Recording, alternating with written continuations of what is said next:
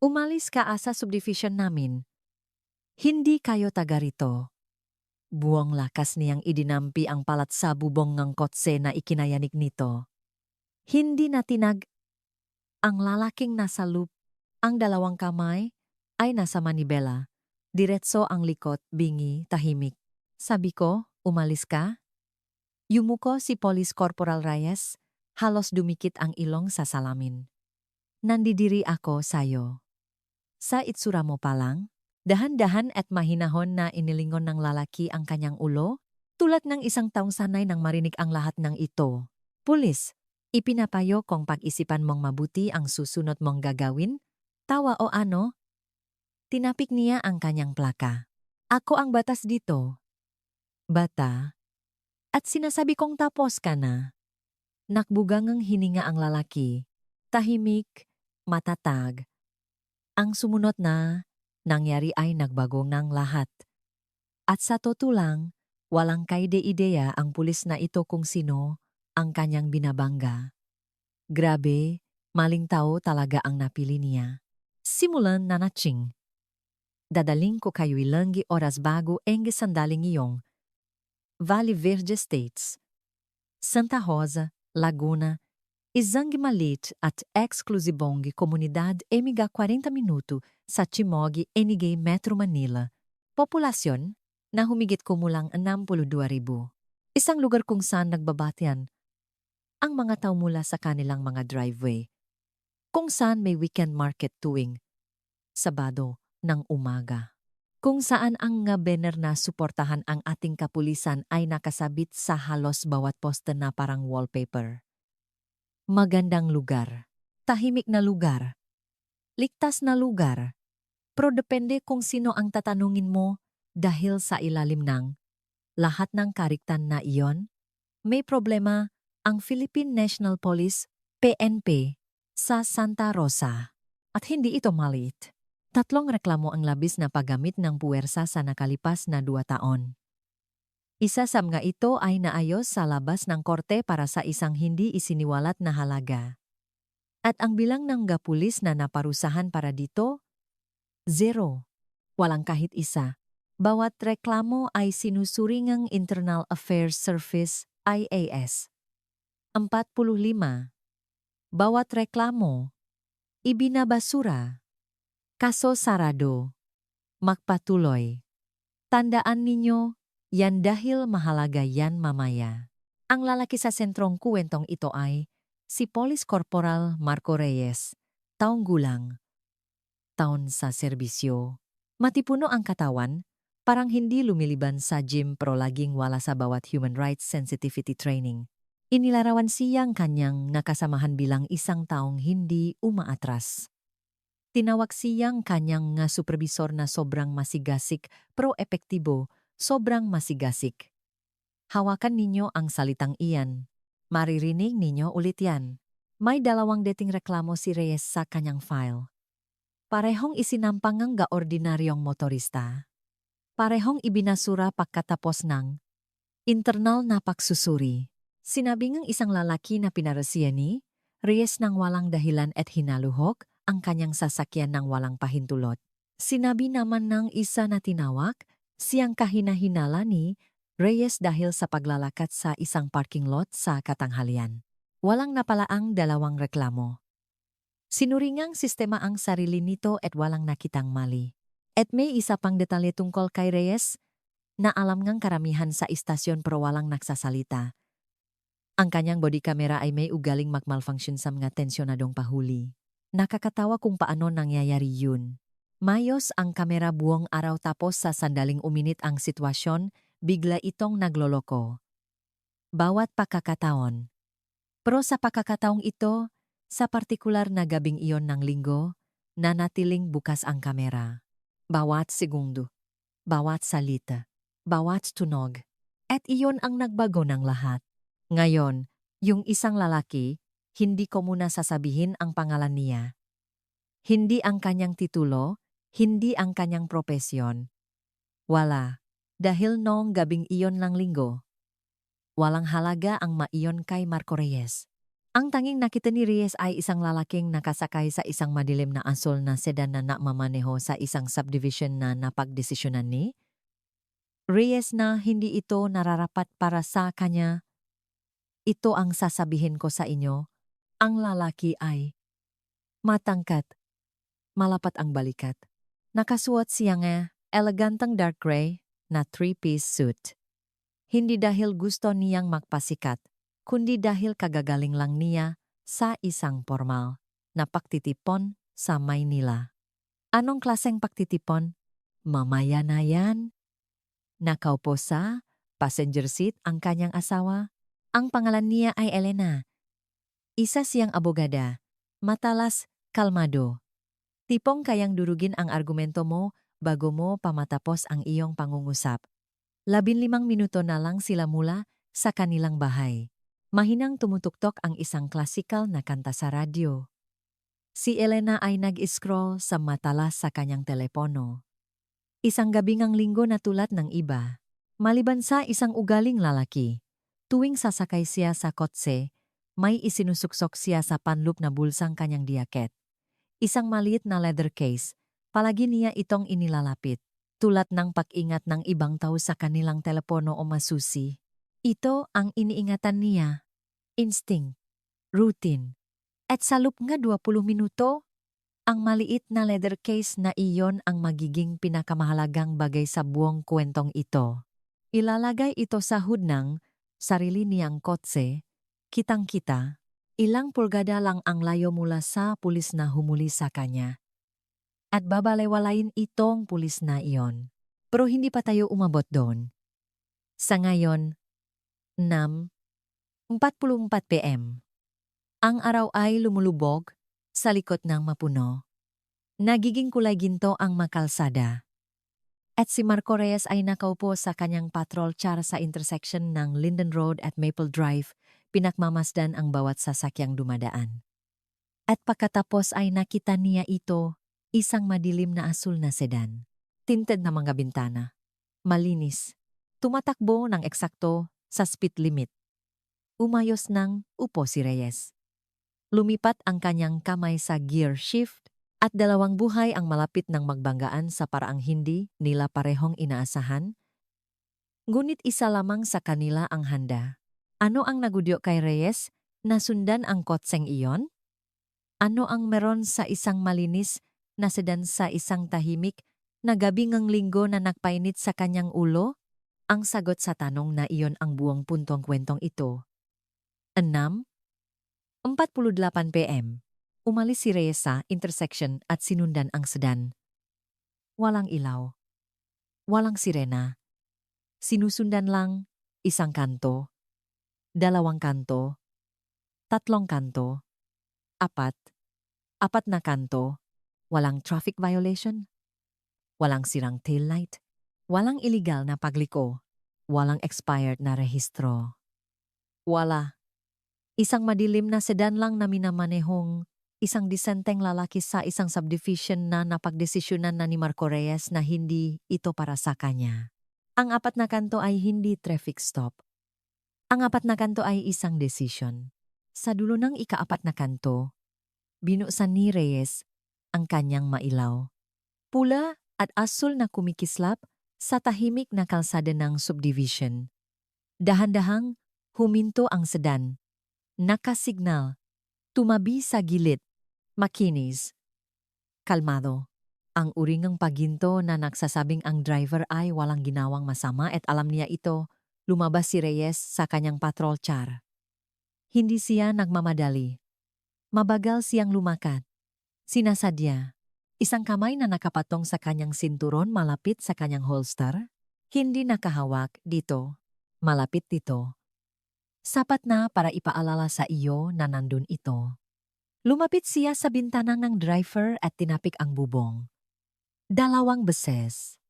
Malakas. Lisensya at rehistro. Ngayon na walang magandang gabi. Walang sir. Walang paliwanag. Walang ibinigay na dahilan. Isang utos lang. Ang lalaki sa loob ng sedan ay may parehong kamay sa manibela. Nasa 10 and 2 position. Bahagya niyang inilingon ang kanyang ulo at nagsalita. Kalmado. May sukat. Ang ura na buses na pumupuno sa isang korte ng hindi naktatas na volume. Magandang gabi, pulis. Maari ko bang malaman kung bakit ako pinahinto? Hindi kumurap si Reyes. Sabi ko lisensya at rehistro. Huwag mo akong pakulitin. Narinig ko po kayo, pulis. Nagtatanong ako kung bakit ako pinatabi. Mas lumapit pa si Reyes. Ang mukha niya ay ilang pulgada na lang mula sa bintana. Gusto mo ba itong daanin sa mahirap na paraan? Sige, daanin natin sa mahirap na paraan. Ngayon, ginawa nga, lalaki ang gagawin ng sinuman kapag hiningan ng pulis ng identifikasyon. Inabot niya ito. Dahan-dahan. Maingat. Ang kanyang kanang kamay ay gumalaw patungo sa panloob na bulsang kanyang diaket. Ang bulsa kung saan niya laging inilalagay ang kanyang wallet. Ang bulsa kung saan niya itinatago ang leather case na iyon. Hindi siya sumugot. Hindi siya dumaklot. Kumilos siya tulad ng isang taong alam na bawat galaw ay mahalaga. Kapag alam niyang ang maling pakilos ay maring maging sanhing kanyang buhay. Hindi ito mahalaga. Umatras si Reyes. Ang kanyang kamay ay napunta sa kanyang holster. Nakahawak na ngayon. Hindi na malapit dito. At ang kanyang boses ay naging matalim at malakas. Kamay! Ipakita mo ang kamay mo. Huwag kang gagala. Natigilan ang lalaki. Ang kanyang kanang kamay ay nakabitin sa ere 5 pulgada mula sa sarili niyang bulsa. Napasinghap si Elena, ang kanyang asawa, mula sa upuan ng pasahero. Hindi isang sigaw, isang singhap. Ang tunong isang babaeng nakita na ito dati at alam kung saan ito patungo. Pulis, sabi ang lalaki. Kalmado pa rin, matatak pa rin. Kinukuha ko po ang aking identifikasyon. Yan ang hiniling ninyong gawin ko. Hindi ko sinabing kunin mo. Sinabi kong ipakita mo ang iyong makamay. May pakakaiba yun. Wala naman. Pero sa sandaling iyon, sa kalsadang iyon, na may plaka at holster. Si Reyes ang nakpasya kung ano ang kahulugan ng masalita. 2 minuto pagkatapos, dumating ang backup. Isang pangalawang patrol car ang huminto sa likod ng sasakyan ni Reyes. 2 pulis ang bumaba. Si Sergeant Dale Morrison, ang shift supervisor ni Reyes, 15 taon sa serbisyo. Isang lalaking binuo ang kanyang karera sa isang simpleng prinsipyo. Huwag kontrahin ang iyong mga tauhan sa harap ng mga sibilyan. At sa tabi niya, si Patrol Woman Emma Sutton, 26 taong gulang, 2 taon sa trabaho, sapat pa ang kabaguhan para makaramdam ng pakailang, ngunit masyadong bago. Para magsalita tungkol dito. Lumapit si Morrison kay Reyes. Anong meron tayo? Hindi inalis ni Reyes ang tingin sa sedan. Suspicious vehicle. Hindi sumusunod ang driver. Tiningnan ni Morrison ang kotse, ang lalaking nakasuit, ang babae sa upuan ng pasahero, ang malinis na sedan na perpektong nakaparada sa gilid ng kalsada. May kumislap sa kanyang mukha. Marahil ay pagdududa. Marahil ay pagkilala na hindi ito tama. Ngunit anuman iyong. Tumagaw ito enigenama 2 segundo. Pagkatapos ay nawala. Sige, diskarte mo na yan. 3 salita. Diskarte mo na yan. Iyon lang ang kinailangan. Kaabot lang ni Morrison kay Reyes ng blankong seke. At alam nilang dalawa iyon. Nakatayo si Sutton sa gilid. Inilipat niya ang kanyang bigat mula sa isang paa patungo sa isa. Ang kanyang kamay ay malayo sa kanyang baril. Ang kanyang mga mata ay gumagalaw sa pagitan ni Reyes at ng lalaki sa kotse at pabalik muli. Wala siyang sinabi. Bumalik si Reyes sa bintana. Bumaba kang sasakyan ngayon na. Pulis, sa anong basehan ako dinedetain? May karapatan akong malaman. Ngumiti si Reyes. Hindi isang tunay na ngiti. Ang uri ng ngiti na nagsasabi sa iyo na ang taong nasa likod nito ay nagpasya na kung paano ito magtatapos. Sa basehan na ako ang batas dito, at sinabi kong, bumaba ka, huminto ang lalaki. Tumingin siya kay Elena. Tumingin din ito, pabalik sa kanya. May dumaan sa pagitan nila. Hindi mga salita, hindi isang plano, kundi ang tahimik na pag-unawa ng dalawang taong maraming beses nang dumaan sa ganitong masandali ng magkasama. Dahan-dahan niyang binuksan ang pinto. Bumaba siya. 3 pulgada siyang mas matangkat kay Reyes, plansado ang suwit, tuwit ang balikat. Hindi niya itinaas ang kanyang boses. Hindi niya ikinuyom ang kanyang nga kamao. Hindi niya binigyan si Reyes ng kahit isang dahilan. At hindi ito mahalaga. Dahil hindi kailangan ni Reyes ng dahilan. Kailanman ay hindi niya kinailangan. Mangga kamay sahod. Ibuka ka ang mapaa. Sumunod ang lalaki, makamay na nakalapat sa mainit na metal ng sarili niyang sasakyan. Sa sarili niyang kalye. Sa harap ng sarili niyang mga kapitbahay. Kinapkapan siya ni Reyes, magaspang, hindi maingat. Ang uring ang paghahanap na idinisenyo para manghiya, hindi para may makita. At sa paghahanap na iyon, kinuha niya sa bulsang ang diaket, ang mismong bulsa na kinukuha ng lalaki, ang isang leather wallet. Binuksan niya ito, sinulyapan ang lisensya sa pagmamaneho at inihagisahot na parang basura lang. At pagkatapos, dun mismo, sa kanyang mga kamay, ay ang leather credential holder. Maliit, madilim, nakasuksok sa tabi ng wallet. Tiningnan ito ni Reyes. Inikot ng isang beses at inilagay sa hood. Nakataob, hindi binuksan. Hindi niya. Ito binuksan. Wala siyang pakialam kung ano ang nasa loob dahil napagdesisyonan na niya ang lahat ng kailangan niyang malaman tungkol sa lalaking ito. At walang anumang bagay sa loob ng isang leather case ang magbabagong kanyang isip. Tandaan ninyo yan. Ang credential holder, naroon mismo, sa hood. Ilang pulgada mula sa kanyang nga daliri, ang sagot sa bawat tanong na dapat ay itinanong ni Reyes at ipinatong niya ito at lumayo. Tumutugma ka sa isang deskripsyon, sabi ni Reyes. Suspek sa isang charnaping syndicate na nag-operate sa lugar na ito. 7,800. Sapulos-sapulos. Bahagyang inilingon ng lalaki ang kanyang ulo. Anong deskripsyon? Lalaking nakasakay sa madilim na sedan. Katahimikan. Ang uringan katahimikan na may bigat na pumipiga sa iyong dibdib. Hindi yan deskripsyon, pulis. Demografiko yan. Sumikip ang panga ni Reyes. Hindi siya tumugon dun. Bumukas ang pinto ng pasahero. Lumabas si Elena, mangatakong sa semento, dala ang briefcase. Pulis, abogada ako. Sinunod ng asawa ko ang bawat utos na ibinigay mo. Hindi mo pa naipapaliwanag ang legal na basehan para sa detensyong ito.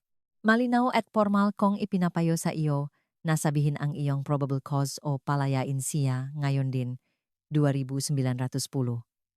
Humarap si Reyes sa kanya. Ma'am, bumalik kayo sa sasakyan o idedetine ko rin kayo. Lumapit si Morrison. Hindi kay Reyes, kundi kay Elena. Hinawakan niya ang siko nito. Mahigpit, ginagabayan, tulad ng paggabay sa isang bata palayo sa isang bagay at itinulak siya pabalik sa kotse. Inalis ni Elena ang kanyang braso, malakas. Huwag mo akong hawakan. Wala akong ginawang krimen. Walang sinabi si Morrison. Nakatayo lang siya dun. Hinaharangan ang daan nito. Isang pader ng katahimikan at autoridad. Pinanot ni Sutton mula sa gilid. Nagbukas siya ng bibig. Isinara. Pagkatapos ay yumuko siya kay Morrison at sinabi, halos pabulong, Sarge. Hindi ba dapat i-verify muna natin ang ID niya? Hindi man lang siya tiningnan ni Morrison. Bahala na si Reyes diyan. 3 salita. At sa 3 salitang iyon, nawala ang huling safety net. Kinuha ni Reyes ang kanyang posas. Ang kalansing ng metal ang pinakamalakas na tunog sa kalsadang iyon. Dinedetin kita habang verify ang iyong pagkakakilanlan. Ang lalaki, kalmado pa rin, matatag pa rin, nagsasalita pa rin, za mababa at matatag, na boses, na hindi nabazag, kahit isang beses, ay nagsabi, mariin kong ipinapayo na pag-isipan mong muli ang iyong gagawin. Banta ba yan? Hindi isang professional courtesy. Professional courtesy. Isang pariralang ginagamit ng nga abogado sa ibang nga abogado na ginagamit ng nga hukom sa ibang nga hukom. Isang pariralang dapat ay nakpahinto kay Reyes kung may kamalayan siyang marinig ito para sa kung ano ito talaga. Wala siya. Ipinosas siya sa likod, mahigpit. Isang elidor taong gulang na lalaki na naka three-piece suit ay pinosasan sa sarili niyang kalye, sa harap na sarili niyang bahay, habang ang kanyang asawa ay nakatayo anim, natalampakan ang layo na may, galuhang pilit niyang, pinipigilang tumulo, at ang mga kapitbahay, 5, 6, marahil 8 na sila ngayon, ay nakatayo sa kanilang madamuhan at mga beranda na nanonood. Isa sa kanila ang nagtaas ng telepono at nagsimulang mag-record. At si Elena. Tingnan ninyo si Elena. Ang kanyang muha ay hindi takot. Hindi ito gulat. Ito ay isang bagay na mas malala. Ito ay pagod. Ang malalim na pagod ng isang babaeng pinanut ang kanyang asawa na maging marangal. Sa harap ng eksaktong kahihiyang ito nun na pagod, napakapagod na kailangan ang kanyang dignidad para lang makaligtas sa isang linggong pag-uwi. Ang mukhang iyon, ang pagod na iyon ang imaheng mananatili sa iyo. Ngayon, kailangan kong huminto dito dahil ginawa ang lalaking ito ang lahat ng tama. Lahat. Mga kamay sa manibela, kalmadong boses, buwang pagsunod, at hindi pa rin ito sapat. Hindi iyon isang masamang araw. Iyon ay isang bagay na sira. At MJ, kaibigan, mas lalala pa ito. Kaya ngayon, mayroon tayong isang lalaking nakaposas, isang asawang itinulak, isang sarhento na pumirma sa katahimikan, isang bagitong pulis na sinubukang magsalita at pinatahimik, at isang credential holder na nakataop sa hood ng isang kotse na may hawak na sagot na walang sinuman ang nag-abala na hanapin. Ang tanong ay, ano ang mangyayari kapag dinala nila siya? At ano ang naghihintay kay Marco Reyes sa kabilang panig ng gabing ito na hindi niya posibleng makita?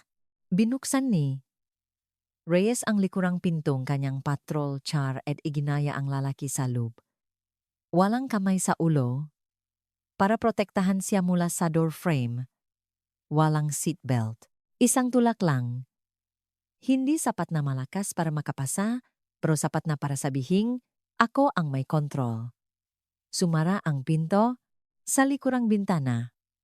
Ang lalaki ay nakaupo ng perpektong tahimik, mga kamay na nakaposa sa likod, lukot ang suit sa balikat, mga mata ay nakatingin sa unahan, hindi siya tumingin kay Reyes. Hindi siya tumingin sa mga kapitbahay na may mga nakataas na telepono, nakaupo lang siya doon.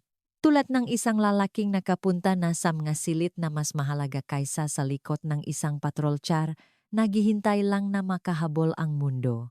Umalis si Reyes mula sa gilid ngosada. Walang sirena, isang mabagal at nasisiyahang pagmamaneho patungo sa presinto, tulad ng isang mangangasong nag-uwing kanyang tropeo. Sa likod niya, si Elena. Hindi siya sumiga. Hindi siya bumaksak. Naglakad siya papunta sa sedan, umupo, isinara ang pinto, kinuha ang kanyang telepono, isang tawag.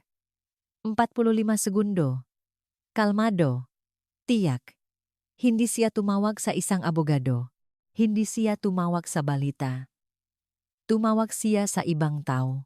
At sasabihin ko sa inyo kung sino, pero hindi pa ngayon. Alamin niyo lang ito. Ang 45. Segundong tawag sa telepono na iyon ay nagpasimulangang isang bagay na hindi mapipigilan ni Marco Reyes, hindi matatakbuhan at hindi makikita hanggang sa huli na ang lahat. Pagkatapos, sinundan ni Elena ang patrol char papunta sa presinto. Sa istasyon, dinala ang lalaki sa gilid na pasukan, booking area. Mailaw na fluorescent. Amoy suno na kape at panlinis ngang sahig. Isang lugar na idinisenyo para iparamdam sa iyo na maliit ka. Kinuha ang kanyang fingerprint. Kaliwang kamay. Kanang kamay. Kinunan siya ang litrato. Harap. Gilid. Ang flash ang kamera ay tumatalbog sa kanyang suit jacket. Isang mugshot ng isang lalaking walang ginawa. Sinagot niya ang bawat tanong. Pangalan. Petsa ngang panganakan. Tirahan. Walang isang salita ngang protesta. Ay type ng booking officer ang impormasyon sa sistema. At pagkatapos, huminto siya. Ang kanyang nga daliri ay nakabitin sa itaas ang keyboard. Ang kanyang mga mata ay nakatutok sa screen. Mayroong isang bagay doon. Isang bagay na nakpatak sa kanyang mukha. Tiningnan niya ang lalaki. Tiningnan ang screen. Bumalik sa lalaki. Wala siyang sinabi. Tinapos ang pagproseso ng tahimik.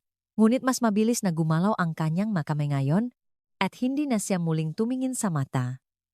Tandaan ninyo yan. May nakita ang booking officer at piniling manahimik. Samantala, sa break room. Nakaupo si Reyes sa isang folding table na may kape at isang blankong incident report. Nakaupo si Morrison sa tapat niya. Relax. Dalawang lalaking nagtatapos ngang isang routine na gabi. Sumulat si Reyes, hayaan ninyong sabihin ko sa inyo kung ano ang sinabi ngang ulat.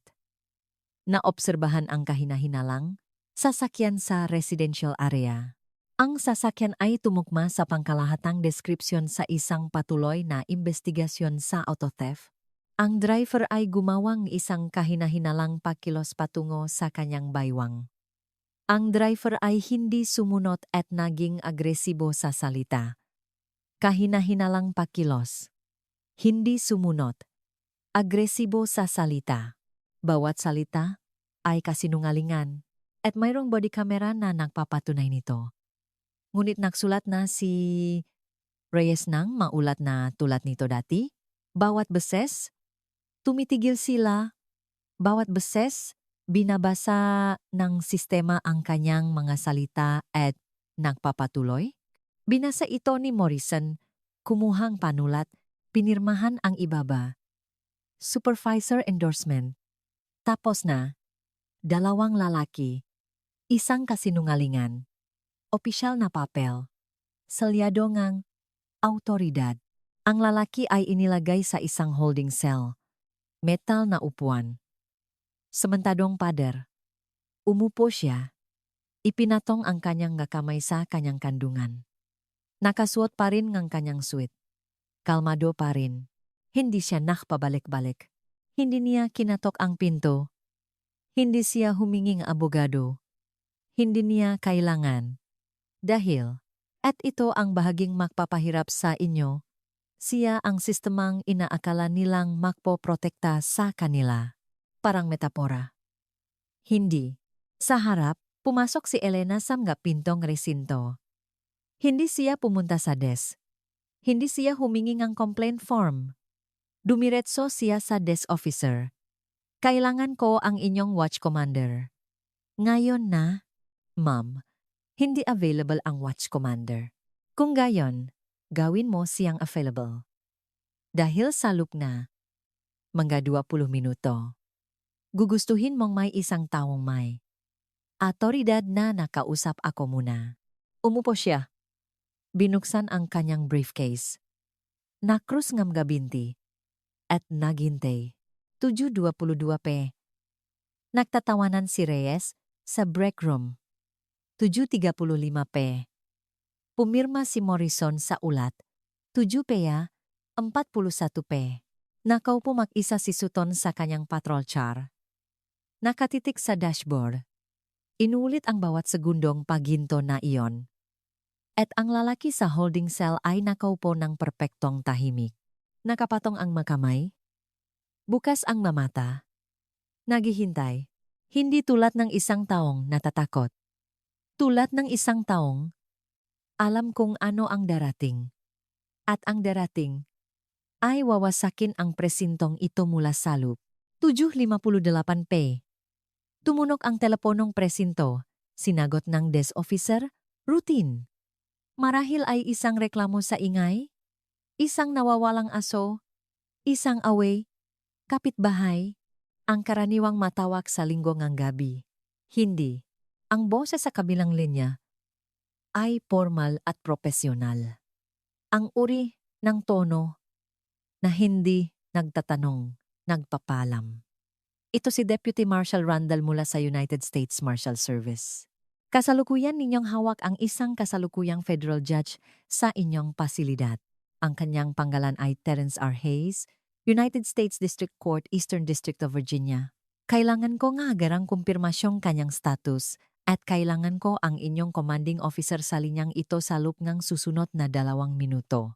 Adaptasyon sa Pilipinas. 7:58 PM. Tumunog ang teleponong presinto. Sinagot ng desk officer. Routine. Marahil ay isang reklamo sa ingay. Isang nawawalang aso. Isang away kapitbahay. Ang karaniwang natawag sa linggong gabi. Hindi.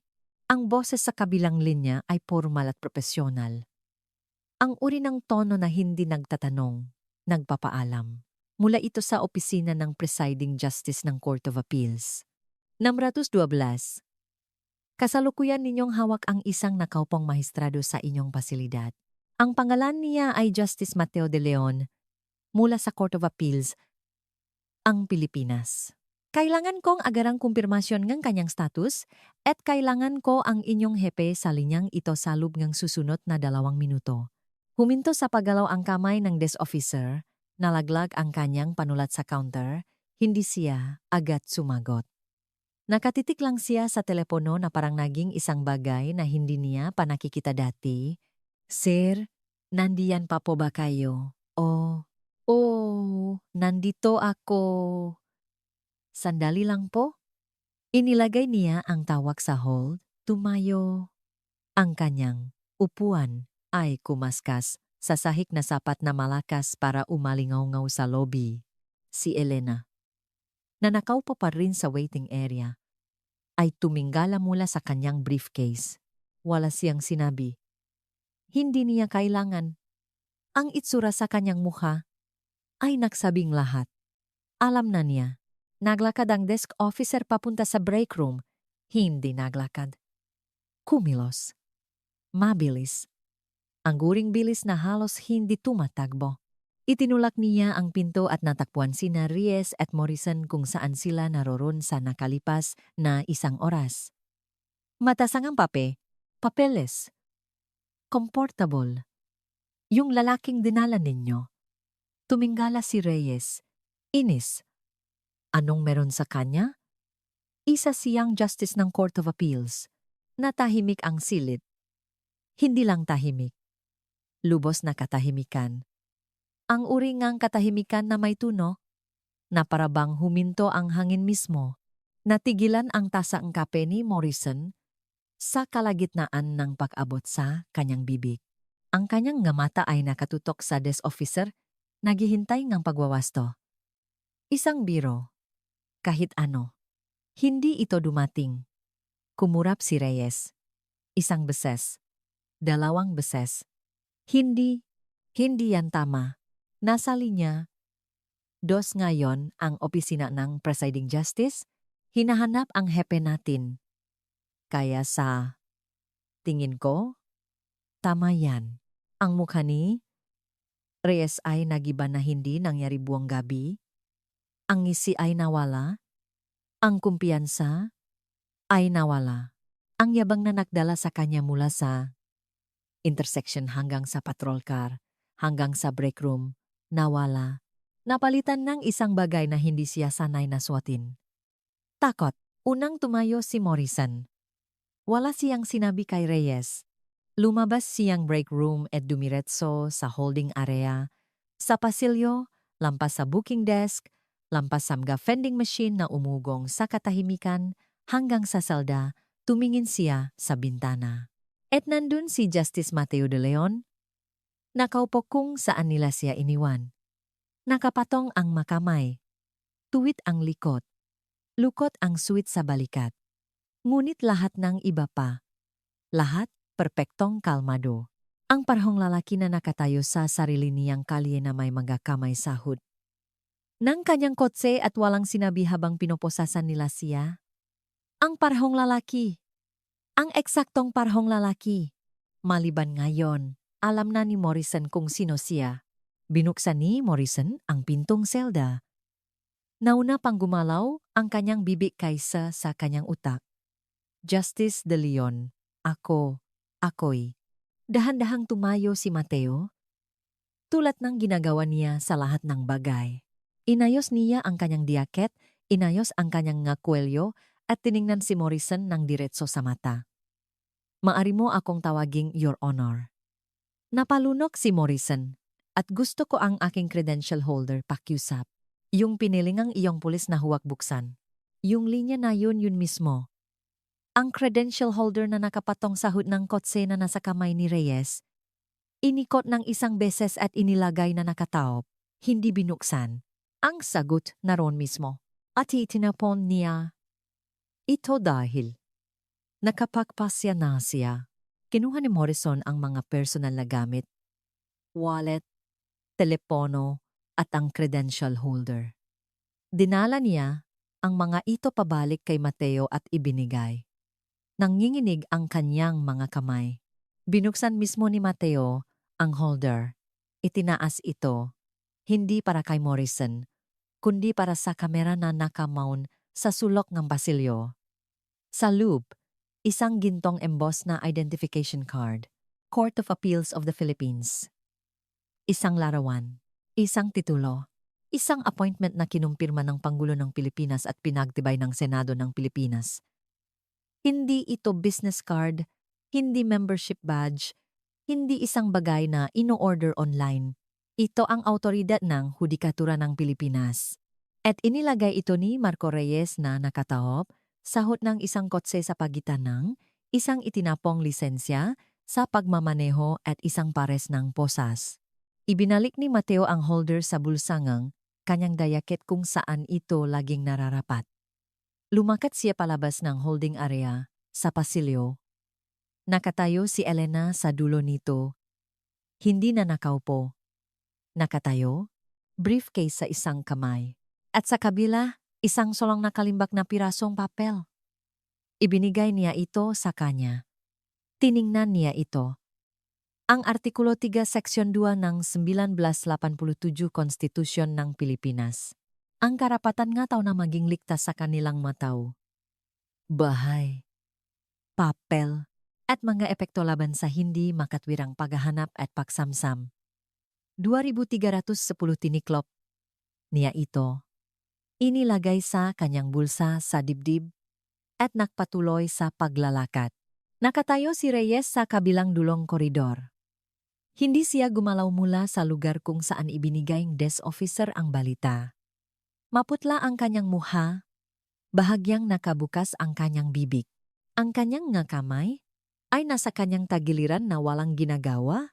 Sa unang pagkakataon sa buong gabi, walang ginagawa. Huminto si Mateo sa harap niya. Malapit, hindi agresibo. Sapat lang na malapit para hindi makatingin si Reyes sa ibang lugar. Corporal Reyes. Hindi nagsalita si Reyes. Sinabi mo sa akin na ikaw ang batas. Wala. Nagkamali ka. Hindi tumaas ang boses ni Mateo. Hindi ito nabasag. Hindi ito nanginginig. Nanatili ito kung nasaan ito buong gabi. Mababa, matatag, hindi natitinag. Ako ang batas. Et tapos ka na. Pinanatili niya ang tingin ni Reyes sa loob ng 3 buong segundo. Pagkatapos ay tumalikod siya at lumakat palayo. Si Elena sa kanyang tabi makatabi. Palabas sa harap na pinto NG presinto at sa hangin NG gabi. At si Reyes ay nakatayo lang dun, nakatiti sa walang laman na pasilyo. Pinakikinggan ang kanilang mayapa na nawawala. Sa oras na makarating sina Mateo at Elena sa kanilang sasakyan, ang video sa cellphone ng kapitbahay mula sa traffic stop ay naipos na online sa Facebook. 40,000 views sa unang oras. Pagsapit ng hating gabi, 600,000. Pagsapit ng umaga, lahat ng lokal na istasyon ng balita sa Laguna at Maynila ay naglalabas ng parehong headline. Mahistrado ng Court of Appeals, pinusasan sa isang routine traffic stop sa Santa Rosa. Walang paraan para pigilan ito. Walang paraan para pagandahin ito. Walang internal na pagsusuri ang makapagpapawala nito. Ngunit narito ang isang bagay. At kailangan kong pag-isipan ninyo ito sandali. Nakmaneho pawi sina Mateo at Elena ng gabing iyon, parehong ruta, parehong kalsada. Lampas sa parehong lugar kung saan kumislap ang mga ilaw. Nakmaneho sila sa katahimikan. Walang classical na musika ngayon. Walang telepono, walang mga tala. Katahimikan lang. At sa isang lugar sa pagitan ng presinto at ng kanilang driveway, inabot ni Elena ang kanyang kamay. Nanalo siya. Sa bawat paraan na mahalaga sa legal, nanalo siya. Ngunit mayroong isang uri ng sugat na hindi kayang isara ng pagkapanalo. Isang uri ng pagod na hindi kayang abutin ng pagpapatunay. Dahil iniligtas siya ng credential. Iniligtas siya ng titulo. Iniligtas siya niya. Kumpirmasyon niya. Senado. Ngunit paano ang susunod na lalaki sa kalsadang iyon na walang alinman sa mga bagay na iyon? Ang tanong na iyon ay nakabitin sa kotse na parang usok at walang nagsalita sa kanila. Pagsapit ng 8:00 ang susunod na umaga, umabot na sa 2 milyong views ang video. Hindi na lokal, nasyonal na. Nagdedebate na ang mga panel sa cable news. Nag-apoy ang social media. At ang PNP Santa Rosa ay naglabas ng isang pahayag. Kami ay may kaalaman sa insidente na kinasasangkutan ng isang traffic stop nung linggo ngang gabi at nagsasagawa ang isang masusing internal na pagsusuri. Isang masusing internal na pagsusuri. Apat na salita na karaniwang nangahulugan ng isang bagay. Umaasa kaming makalimutan ninyo.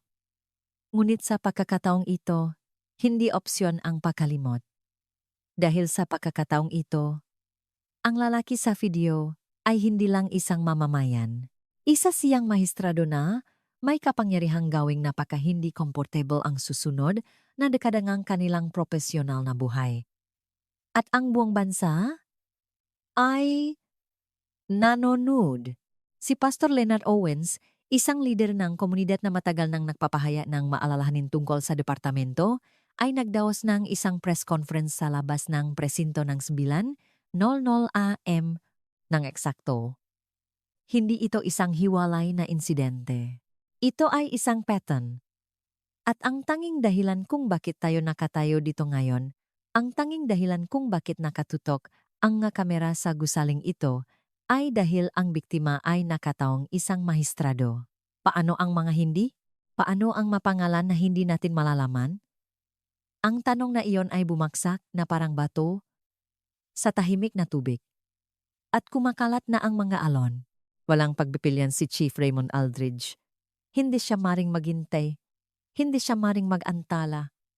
Hindi niya maring ibaon ito sa mga papeles at umasa na lilipas ang news cycle. Kaya ginawa niya ang isang bagay na hindi ginawang departamento sa loob ng maraming taon. Nagbukas siya ng isang tunay na investigasyon. Itinalaga si Deputy Inspector Caroline Marsh para pamunuan ito. Si Marsh ay nasa Internal Affairs Service, IAS. Sa loob ng 9 na taon. 45. Kilala siya sa loob ng departamento bilang isang taong ayaw mong makaharap. Hindi dahil siya ay malupit, kundi dahil siya ay masusi. Hindi siya nagpuputol ng mga kanto. Hindi niya pinoprotektahan ang mga plaka. Sinusundan niya ang ebidensya saan man ito magpunta kahit na ito ay mapunta sa isang hindi komportableng lugar. Hiniling ni Marsh ang lahat.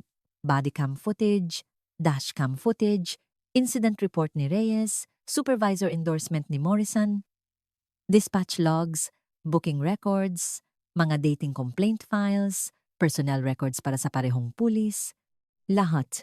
At pagkatapos ay nagsimula siyang manut. Ang bodycam footage ay tumakbo ang 22 minuto at 14 na segundo. Hindi na edit, walang patid. Sa wakas, hindi nag-malfunction ang kamera. Sa wakas, bawat salita, bawat kilos, bawat katahimikan ay nakuha. 6, 48, 12. Inactivate ni Reyes ang kanyang mga ilo. Walang traffic violation na naitala bago ang sandaling ito. Wala. 6:49:01. Unang kontak. Walang pagbati. Walang paliwanag. Lisensya at rehistro. Ngayon na. 6:05. Inabot ng lalaki ang bulsang kanyang dayaket. Napunta ang kamay ni Reyes sa kanyang holster. Kamay. Huwag kang gagalaw. 6:05. Ambalan palas. Ako ang batas dito at sinabi kong, bumaba ka. 6:55:30. Nakapatong ang credential holder sa hood. Ibinaba ito ni Reyes. Hindi binuksan. Lumayo. 6:58:02. Inilagay ang posas. Ang lalaki ay ganap na sumusunod. Sumusunod sa buong panahon. 9 na minuto at 50 segundo. Ganun katagal para huminto, maghanap, manghiya, at magposas ang isang mahistrado na walang ginawang krimen, walang nilabak na batas, at walang inialok na pagtutol. Pinanood ni Marsh ang footage ng 3 beses. Pagkatapos ay kinuha niya ang dashcam. Kinumpirma nito ang ipinakita ng bodycam. Walang traffic violation bago ang paghinto. Walang palikong pagmamaneho. Walang expired na rehistro. Wala. Sinundan ni Reyes ang isang malinis na kotse sa loop ng 4 na kanto at pagkatapos ay pinahinto ito. Sunod, ang dispatch log. Sinuri ni Marsh para sa anumang bolo, be on the lookout, na tumutugma sa deskripsyon na ibinigay ni Reyes. Lalaki, madilim na sedan, carnapping syndicate, walang bolo, walang tawag sa dispatch, walang nayulat na ninakaw na sasakyan na tumutugma sa maki o model na iyon kahit saan sa lalawigan ng gabing iyon. Ang deskripsyon na ginamit ni Reyes ay hindi nakmula sa dispatch. Hindi ito nakmula sa isang ulat. Galing ito sa wala. Gawa-gawa niya lang. Pagkatapos ay binuksan ni Marsh ang incident report ni Reyes. At binasa niya ito sa tabi ng footage, linya por linya. Sabi sa ulat, ang driver ay gumawa ng isang kahinahinalang pakilos patungo sa kanyang baywang. Ipinakita sa footage ang isang lalaking dahan-dahang inaabot ang kanyang panloop na bulsa ang diyaket matapos hilingan ngang identifikasyon. Sabi sa ulat, ang driver ay hindi sumunod sa mga verbal na utos. Ipinakita sa footage ang isang lalaking pinanatili ang kanyang makamay sa manibela, sinagot ang bawat tanong ng mahinahon, at sumunod sa bawat tagubilin. Sabi sa ulat, ang driver ay naging agresibo sa salita. Ipinakita sa footage ang isang lalaking magalang na nagtanong, 2 beses, kung bakit siya pinahinto, 3 pahayag, 3 kasinungalingan. Lahat ay pinirmahan ng isang supervisor. Kinuha ni Marsh ang endorsement ni Morrison. Ang kanyang lagda ay nasa ilalim ng bawat pahina. Malinis, kumpiyansa, walang matalo. Walang matanong, walang mabandila na itinaas. 2 lalaki. Isang kasinungalingan, opisyal na papel. At pagkatapos, Isang bagay na hindi inaasahan ni Marsh. Humiling ng pulong si Patrolwoman Emma Sutton. Dumating siyang mag-isa. Walang kinatawan ng unyon, walang abogado. Siya lang. Isang nakasulat na pahayag at ang hitsura ng isang taong hindi nakatulog. Umupo si Sutton sa tapat ni Marsh at kinumpirma ang lahat ng ipinakita ng footage. Si Justice Mateo de Leon ay kalmado mula sa unang segundo hanggang sa uli. Si Reyes ang nagsimula. Nege bawat pagtindi nege sitwasyon. Inendorso ito ni Morrison nang walang tanong.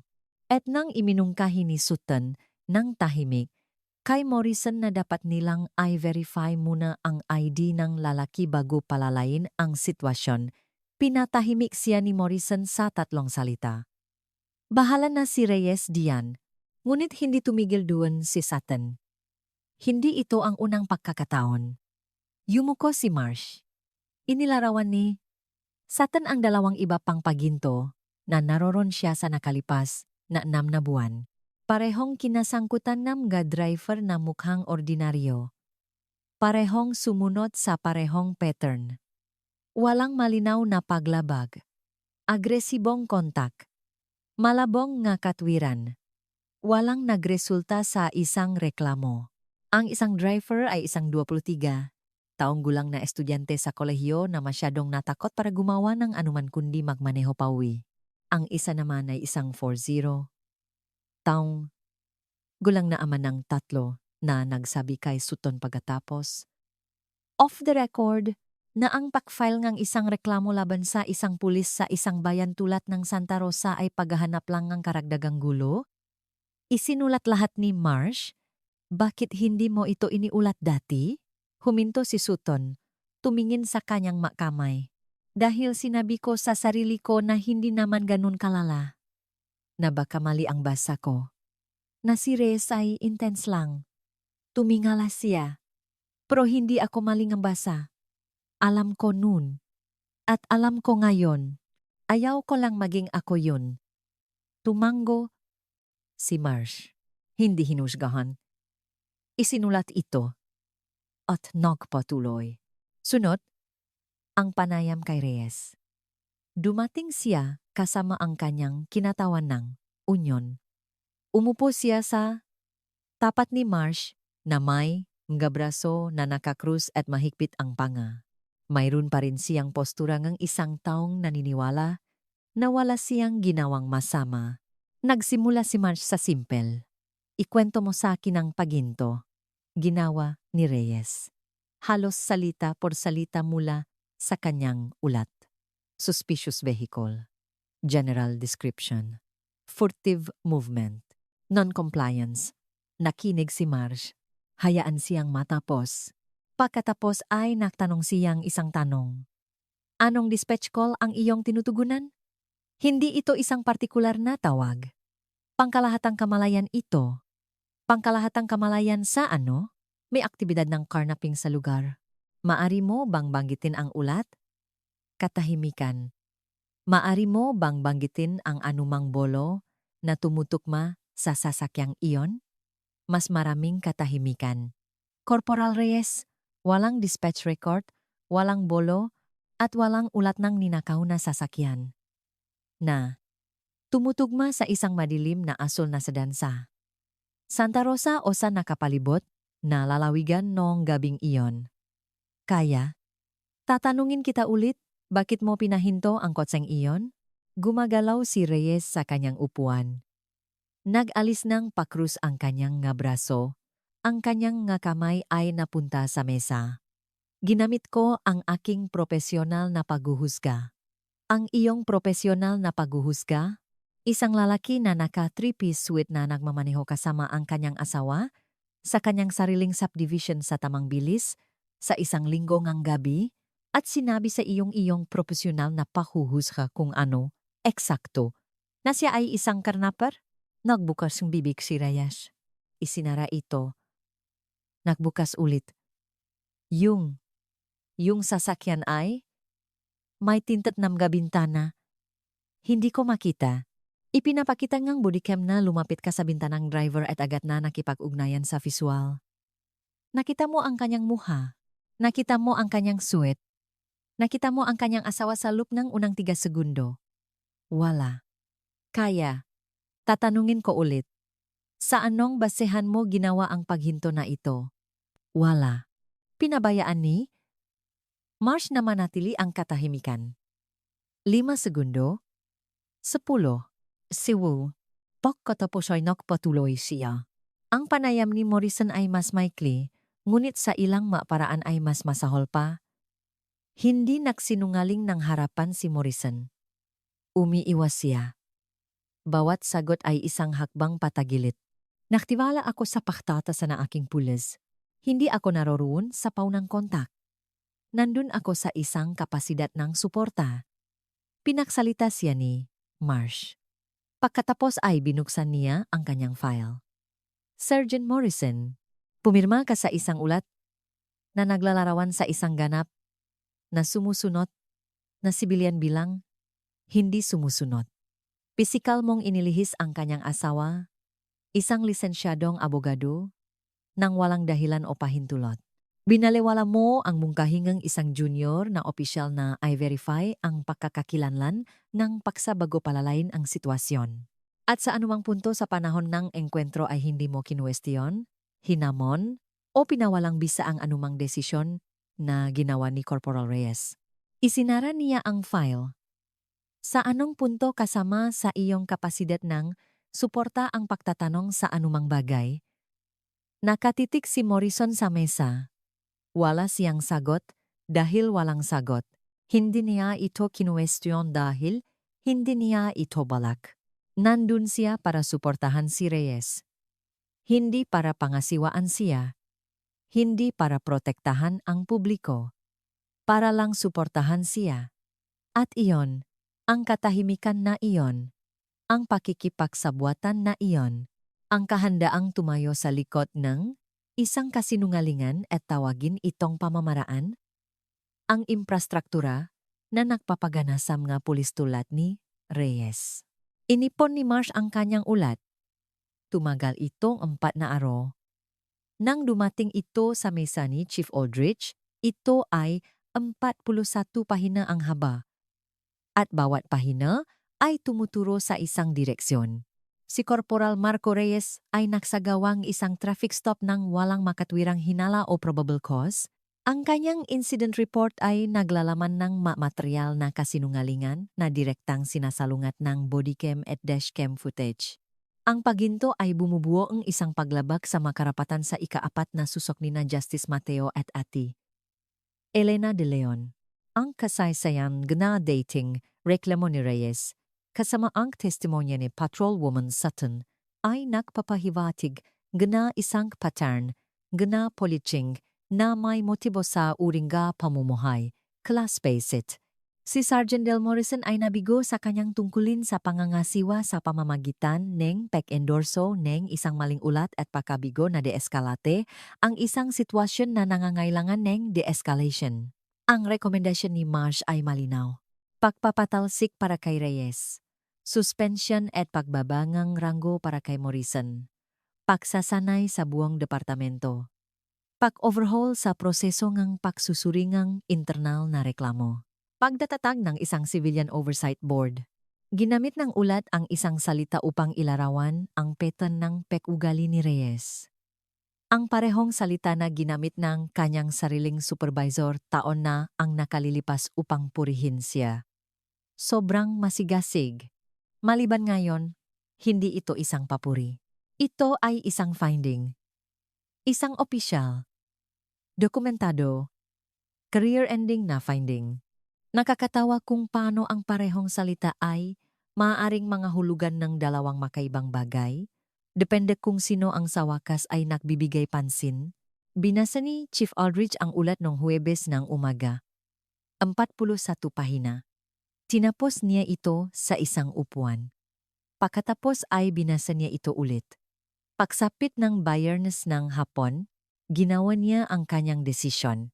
Hindi dahil gusto niya. Dahil kailangan niya. Dahil ang isang nakaupang mahistrado ay maaring maksampangang nga kasong kriminal sa ilalim ng mga federal na batas sa karapatang sibil. Dahil ang bodycam footage ay paulit-ulit na ipinapalabas sa bawat news channel sa rehiyon. Dahil kaksimilyong tao ang nanood nito online at patuloy pa rin itong tumatas. At dahil ang ulat na nakapatong sa kanyang mesa ay nag-iwan sa kanya ng eksaktong walang puwang para gawin ang laging ginagawa ng departamento dati, wala. Unang tinawag si Reyes. Ang pulong ay tumagal ngang 11 minuto. Nakaupo si Aldridge sa isang panik ng mesa. Nakaupo si Marsh sa tabi niya. Nakaupo si Reyes sa tapat nila kasama ang kanyang kinatawan ng unyon na halos walang sinabi. Maikli lang ang sinabi ni Aldridge. Tinanggal sa serbisyo. Epektibo kaagad. Ang plaka at service weapon ay susuko bago umalis sa gusali. Walang rekomendasyon sa apela. Walang opsyon sa paglipat. Walang tahimik na pagbibiti para iligtas ang mukha. Tapos na, hindi nakipagtalo si Reyes. Hindi siya sumigaw, hindi niya idinampi ang kamao sa mesa. Nakaupo lang siya doon. Sa parehong paraan na nakaupo si Justice Mateo de Leon sa holding cell. Maliban na walang composure. Walang dignidad. Walang anuman dito. Tumayo siya. Inalis ang kanyang plaka. Inilagay ito sa mesa. Inilagay ang kanyang service weapon sa tabi nito. Lumabas. Walang laman ang pasilyo. Dumaan siya sa break room kung saan siya nagtawa at nagsulat ng kanyang makasinungalingan. Dumaan siya sa booking desk kung saan nakita ng pulis ang katotohanan sa isang screen at walang sinabi. Lumakad siya sa harap na pintungang presinto ng Santa Rosa sa huling pagkakataon. Sa labas, may dalawang news van na nakaparada sa kabilang kalye. Hindi huminto si Reyes. Hindi nagsalita. Sumakay siya sa kanyang personal na sasakyan. Nakaupo sa likod ng manibela. Sa loob ng 12 minuto, nang hindi pinaandar ang makina, pagkatapos ay nagmaneho siya palayo. Sinabi niya sa isang lalaki na siya ang batas. At hindi sumang-ayon ang batas. Sumunod si Morrison. 90. Araw na suspensyon ng walang bayad. Pagbabaeng ranggo mula sarhento patungong patrol officer. Ang autoridad sa pangangasiwa ay permanenteng binawi. Hindi patapos ang kanyang karera. Ngunit ang bersyon nito na kanyang binuo, ang komportableng bersyon kung saan ang katahimikan ay isang diskarte at ang pakikipagsabuatan ay hindi nakikita. Tapos na ang bersyon na iyon, tinanggap ni Morrison ang atuntunin ng walang salita. Pinirmahan ang nga papeles. Umalis sa gusali sa pamamagitan ng likurang pasukan. Walang mangkamera. Walang pahayag.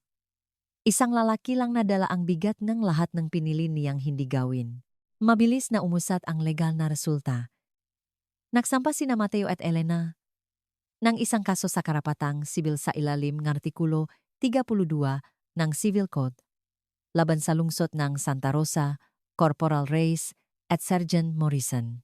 9. Hindi kailanman napunta sa paglilitis ang kaso.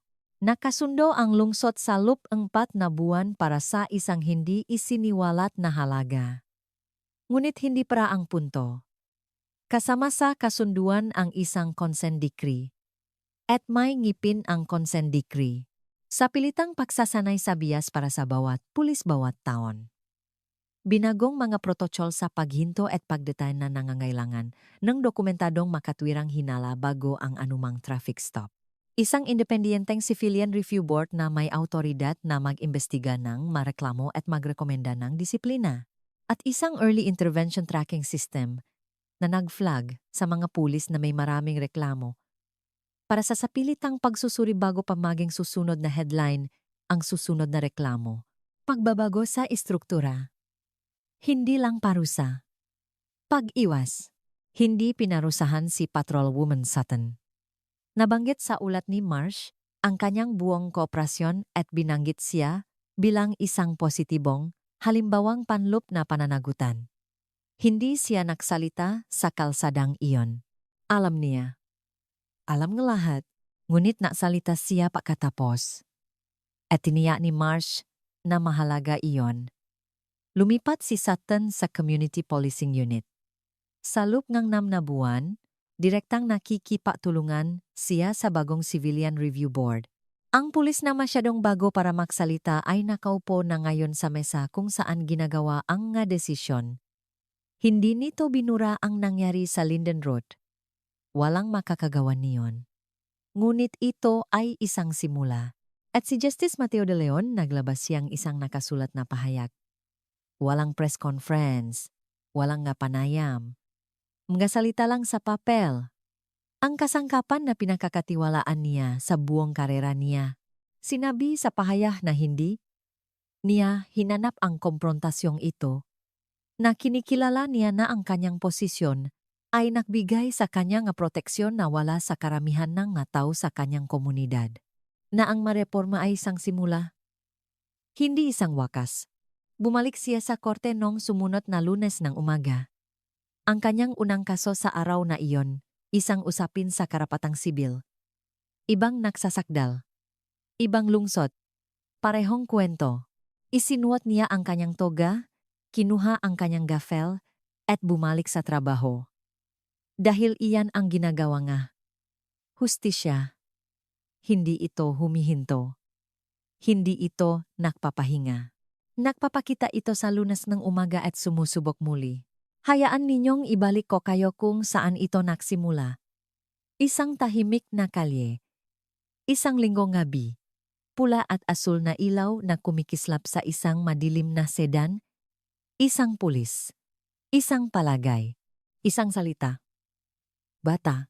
Itinutok sa isang lalaki ng titulo. Ay may bigat gobyerno sa likod nito. May credential si Justice Mateo de Leon. Ang toga. Ang gavel. 18 taon sa hudikatura. Isang botong kumpirmasyon ng Senado ng Pilipinas. At wala sa mga iyon, walang isang piraso nito ang pumigil sa nangyari sa kanya ng gabing iyon. Tiniyak lang nito na may mga kahihinatnan pagkatapos. Iyon ang bahaging nananatili sa akin dahil hindi pinrotektahan ng sistema si Justice Mateo de Leon sa Linden Road. Ang kanyang titulo ang gumawa nito. Ang tawag sa teleponong kanyang asawa ang gumawa nito. Ang body camera na nakataong nanatiling bukas ang gumawa nito. Ang kapitbahay na nakataong nagre-record ang gumawa nito. Alisin ang kalinman sa mga bagay na iyon, kahit isa.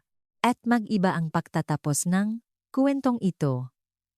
Tahimik, nang walang headline, nang walang ulat, nang walang reforma, at nangangahulugan iyon na sa isang lugar ngayong gabi sa ibang tahimik, na kalye sa ibang maliit na bayan. Ang parehong bagay ay nangyayari sa isang taong walang credential sa kanyang bulsang ng diaket. Isang taong ang asawa ay hindi abogado. Isang taong ang kapitbahay ay hindi nagre-record.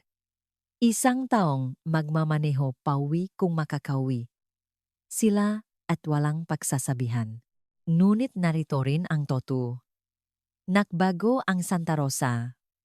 Hindi perpekto. Hindi sa isang gabi. Ngunit nagbago ito. Ang community forum ni Pastor Owens ay naging isang buwan ng kaganapan. Ang unang pulong ay may 300 katao. Ang ika-6 ay may 400. Inilathala ng Civilian Review Board ang unang quarterly report nito sa loob ng 6 na buwan. Kasama ang 2 karagdagang natuklasan sa labis na paggamit ng puwersa. Nahumantong sa corrective action. 2 kaso na sana ay nailibing sa ilalim ng lumang sistema. Nalantat sa ilalim ng bago. Tumayo si Patrolwoman Sutton sa isang regional law enforcement conference 8 buwan pagkatapos at nagsalita tungkol sa kultura ng interbensyon. Tungkol sa halaga ng katahimikan. Tungkol sa kung ano ang ibig sabihin ng pagsusuot ng plaka at pagpili pa rin ng katapangan kaysa sa kaginhawaan. Ang pagbabago ay hindi nangyayari sa isang gabi. Nangyayari ito sa umaga pagkatapos.